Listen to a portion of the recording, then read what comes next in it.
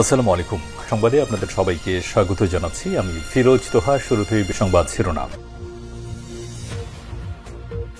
বাংলাদেশের সর্বশেষ গুরুত্বপূর্ণ আপডেট সংবাদে আপনাকে স্বাগত। শুরুতেই সংবাদ শিরোনাম, পরে বিস্তারিত।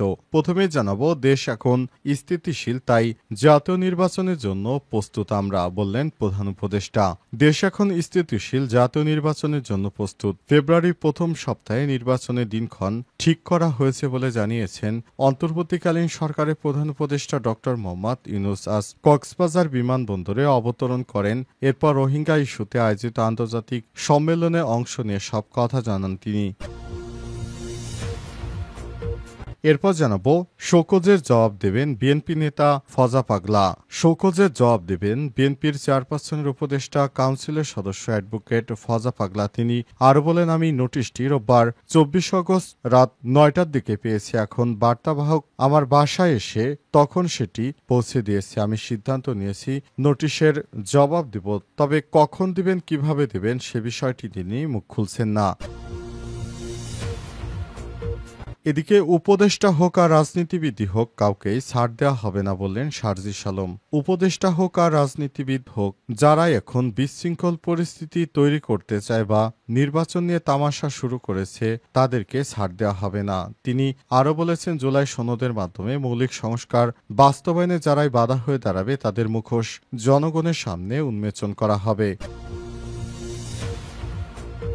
এদিকে ক্ষমা চেয়ে আবেদন উমামা ফাতেমার। ঢাকা বিশ্ববিদ্যালয় কেন্দ্রীয় ছাত্র সংসদ নির্বাচনে স্বতন্ত্র শিক্ষার্থী ঐক্য প্যানেলের সহসভাপতি ভিপি পদপ্রার্থী উমামা ফাতেমা রোববার রাতে রোকেয়া হলে নিয়ম বহির্ভূতভাবে অবস্থানের অভিযোগে হল প্রশাসনের কাছে ক্ষমা চেয়ে আবেদন করেছেন।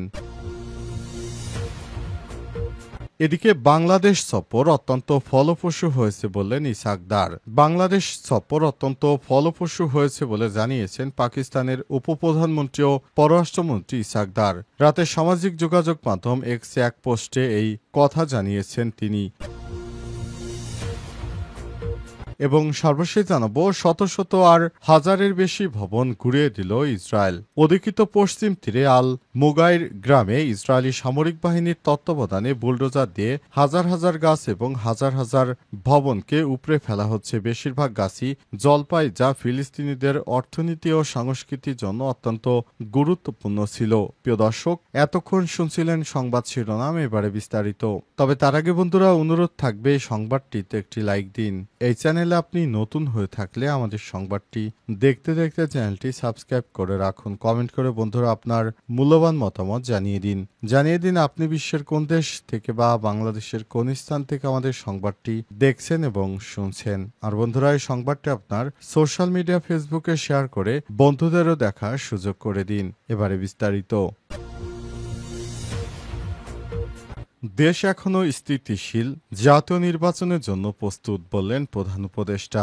দেশ এখন স্থিতিশীল, আগামী জাতীয় নির্বাচনের জন্য প্রস্তুত। ফেব্রুয়ারির প্রথম সপ্তাহে নির্বাচনের দিনক্ষণ ঠিক করা হয়েছে বলে জানিয়েছে অন্তর্বর্তীকালীন সরকারের প্রধান উপদেষ্টা প্রফেসর ডক্টর মোহাম্মদ ইউনূস। সকাল 10টার দিকে তিনি কক্সবাজার বিমানবন্দরে অবতরণ করেন। এরপর রোহিঙ্গা ইস্যুতে আয়োজিত আন্তর্জাতিক সম্মেলনে অংশ নিয়ে কথা বলেন তিনি। প্রধান উপদেষ্টা বলেন, রোহিঙ্গাদের জাতিগত নির্মূলে ভয়াবহ পরিকল্পনা বাস্তবায়ন থেকে সশস্ত্র ঘাতকদের থামানো আমাদের নৈতিক দায়িত্ব।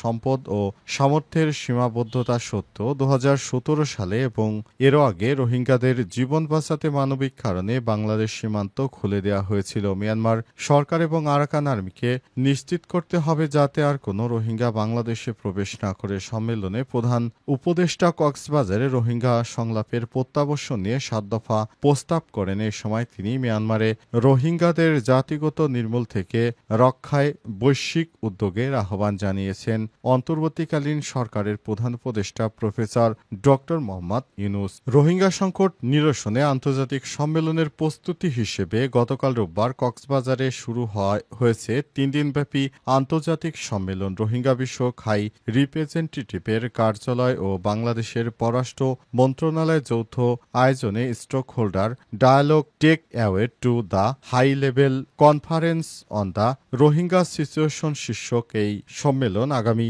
মঙ্গলবার পর্যন্ত চলবে।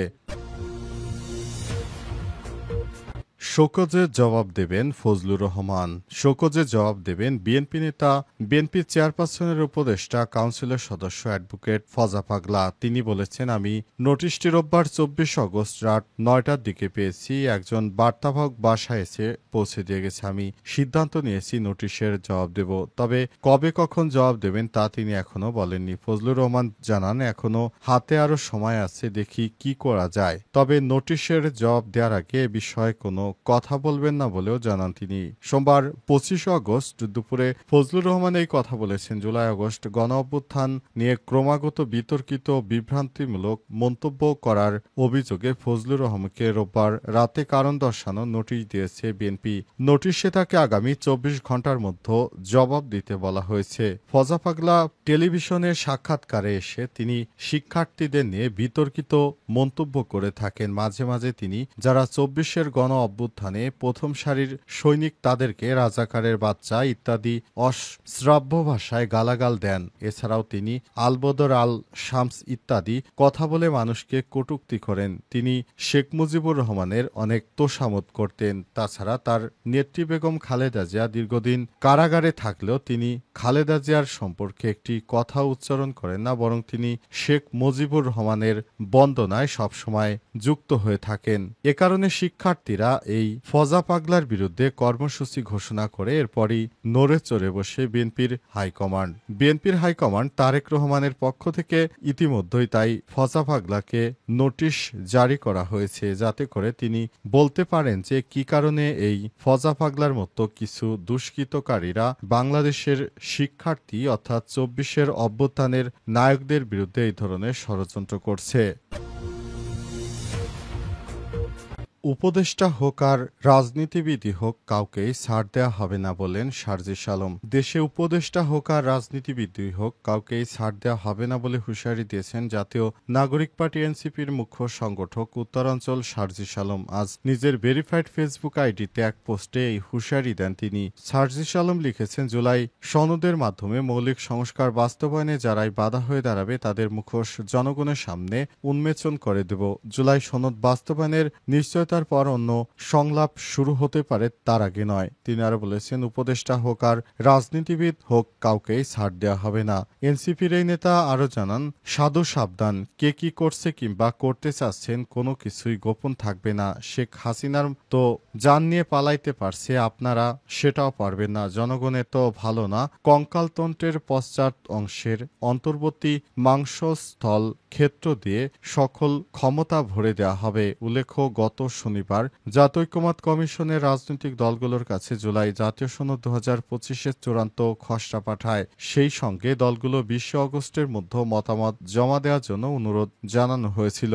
এদিকে সাবেক স্বরাষ্ট্র প্রতিমন্ত্রী ও বিএনপি নেতা লুৎফুজ্জামান বাবর বলেছেন, জনগণের যে কোনো অধিকার, দেশের স্বাধীনতা এবং সার্বভৌমত্বের বিষয়ে কোনো অপশক্তির সঙ্গে আপোষ করবে না। অতীতেও করিনি, এখনো করব না, ইনশাল্লাহ। বৃহস্পতিবার 21 আগস্ট রাত 10টার দিকে নেত্রকোনার মোহনগঞ্জ উপজেলা অডিটোরিয়াম হলরুমে বিএনপি আয়োজিত মতবিনিময় সভায় মন্তব্য করেন তিনি। নেতাকর্মীদের উদ্দেশ্যে বাবর বলেন, দলকে যারা ভালোবাসেন, দলকে যারা পছন্দ করেন, দলের আদর্শ যারা ধারণ করেন, তাদের দলের নির্দেশনা মেনে চলতে হবে। কেন্দ্র থেকে যে নির্দেশনা দেয়া হবে আপনাদের তা মানতে হবে। সামনে জাতীয় সংসদ নির্বাচন, অনেক কঠিন পথ আমাদের অতিক্রম করতে হবে। সেজন্য আমাদের ঐক্যবদ্ধ থাকতে হবে। নিজেদের মধ্যে সব বিভেদ ভুলে সংগঠিত থাকতে হবে, ঐক্য ধরে রাখতে হবে। তিনি আরো বলেন, আগামী দিনে কঠিন পথ পাড়ি দিতে হলে দলকে আপনাদের সহযোগিতা করতে হবে। এই সহযোগিতা হলো, প্রথমে নিজেরা ঠিক থাকবে, নিজেরা অন্যায় কাজ করব না, অন্য কেউ করতে দেব না। কেউ করলে তা জানিয়ে দাও। এরপরও অন্যায় কাজ করলে তাকে ছাড় দেওয়ার কোনো সুযোগ নেই। আপনারা ভুল বুঝবেন না। ক্ষমা চেয়ে আবেদন উমামা ফাতেমার। ঢাকা বিশ্ববিদ্যালয় কেন্দ্রীয় ছাত্র সংসদ ডাকসু নির্বাচনে স্বতন্ত্র শিক্ষার্থী ঐক্য প্যানেলের সহসভাপতি ভিপি পদপ্রার্থী উমামা ফাতেমা রোববার রাতেয়া রোকেয়া হলে নিয়ম বহির্ভূতভাবে অবস্থানের অভিযোগে হল প্রশাসনের কাছে ক্ষমা চেয়ে আবেদন করেছে। নিজের ভেরিফাইড ফেসবুক প্রোফাইলে এক পোস্টে তিনি এই তথ্য জানান। আবেদনপত্রে উমামা লিখেছেন, বিশ্ববিদ্যালয়ের নিয়ম অনুযায়ী এক হলের ছাত্রী অন্য হলে অবস্থান করতে পারেন না। দীর্ঘদিন মানসিক ও শারীরিক চাপে থাকায় তিনি রোকেয়া হলে এক বান্ধবীর সঙ্গে রাত 10টার আগে প্রবেশ করছিলেন, কিন্তু সামাজিক যোগাযোগ মাধ্যমে উদ্দেশ্য প্রণোদিতভাবে প্রচার করা হচ্ছে তিনি রাত 1:30টায় হলে প্রবেশ করেছেন, যা সম্পূর্ণ বানোয়াট ও বিভ্রান্তিকর। নিয়ম ভঙ্গ করে হলে অবস্থান করার জন্য তিনি দুঃখ প্রকাশ করেন। তিনি আরও উল্লেখ করেছেন, কোনো প্রকার নির্বাচনী প্রচারণার উদ্দেশ্যে তিনি হলে যাননি। রাত 3:30টার দিকে বিভ্রান্তিকর তথ্য